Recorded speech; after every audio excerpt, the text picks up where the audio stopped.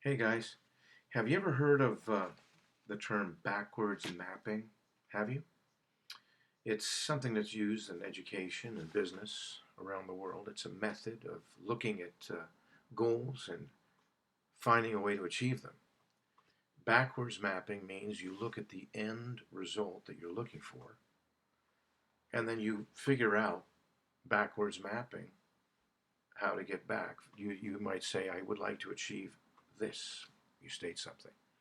But then you think, oh, in order to get that, I need to do something else or have something else, and that would be the below.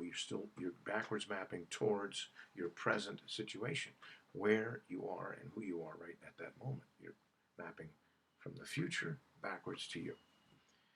So you keep going on in the continuum. And I guess the last step would be get your ass off the sofa or something like that, right? Or in the case of many other contexts that aren't just based on you personally, a company may say something. Now, as a nation, guess what I'm going to talk about today? I'm talking about democratic socialism and how backwards mapping applies to democratic socialism. Hope we can stick for the rest. It's going to be quick. I'm speaking off the cuff. Here we go. You figure out, what kind of a country do I want? Everyone asks themselves that. Then you can say, what kind of a country do we want? What kind of a society? What kind of a community? What kind of a town? Imagine what you want. You don't have to get greedy, but just imagine what you think would be reasonable. Okay? Ask yourself, do you have to be rich to be happy? Or could a poor person wake up, walk across the street, have a cup of coffee, sit down and chat with his or her friends, and still have a relatively joyful life without having to be rich? Can we enjoy the simple things of our lives? Has our country robbed us of that? Let's take a look at what we could have. Do you want a safe neighborhood? Do you want aesthetically pleasing neighborhoods with mural and artwork around? Or is that only for the rich neighborhoods? You go to some places like La Jolla here in California where I live, and you'll see beautiful things around the freeway, where the freeway on ramp is. You'll see ivy and plants growing and shrubbery, and you'll see that fake artificial rock. It's beautiful in some cases.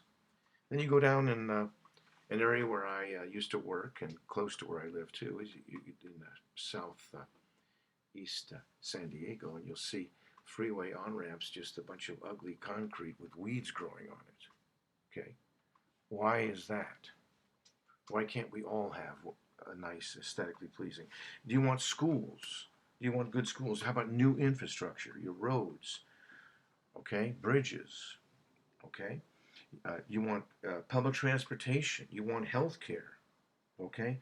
All of these things that you might want in your society. Think about it. Do you want to be able to walk down the street and have a pleasant, beautiful, aesthetically pleasing neighborhood and a safe neighborhood? Okay? Would you like to be able to step on a bus or a train easily every few minutes and get to where you need to go without having to buy a car? Is that much to ask? Other countries have that. You like to be able to go to the doctor no matter what without any problems. You can choose your own doctor, and the bill is to Medicare for all, which we would all pay for collectively. Other countries do that. Okay, what kind of a country, what kind of a town do you want? Do you want a healthy town, or do you want the kind of rapid obesity that we have now? Rampant obesity. Do you want that in our country? Would you like to have a country that promotes pedestrian-friendly, walkable, healthy neighborhoods?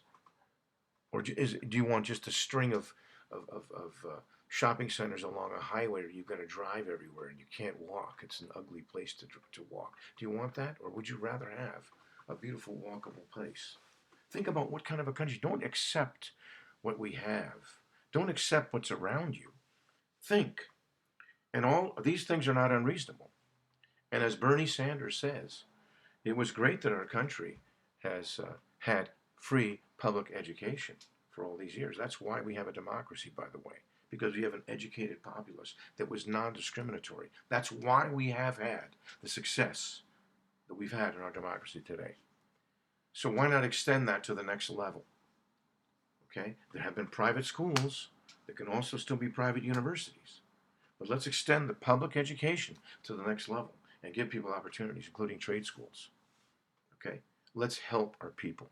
Think about what you would want for yourself, your children, your grandchildren, your neighbors.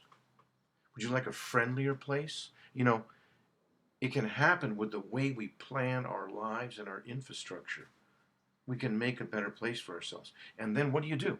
Then you come up with this collective idea. Here's the kind of a country, community that we'd like. Now, what does it take to get there? Let's look at our budget. We're paying a hell of a lot of taxes already. Where are your taxes going? Let's figure that out. Let's juggle things around. Let's also remember that the people that are the very, very richest are really not paying their fair share. Okay? If we want to live in a safer, better neighborhood, even the wealthiest 1% who are making off like bandits, frankly, have to start doing some part of their own. They've got to do their own part to create this kind of society. A poor person will still be poor. A rich person will be rich. We will not have abject poverty, suffering, and starvation in America. But we will still have poor people. We will still have rich people. We can still be rich. But those rich people will not see a sea of homeless people on the streets when they're trying to walk. Those rich people will have safer and better neighborhoods with a more prosperous country that will be not, the income disparities will not be so sickening as it is now and problematic. We won't have the suffering that we have today. Rich people can still be rich, but they're rich in a context of a healthy society. Right now, our society's sick. If you look around and see all the things that you see in our society, the violence, the poor health of Americans, it's endemic. We've got a problem. These are symptoms of a problem, and we can start to solve them through a system called Democratic Socialism, okay, which is a form of capitalism that is really good. And we'll talk more about that later. Okay, I love you guys. This is signing off. It's really been a pleasure. This is Juanito. I'll see you later. Bye-bye.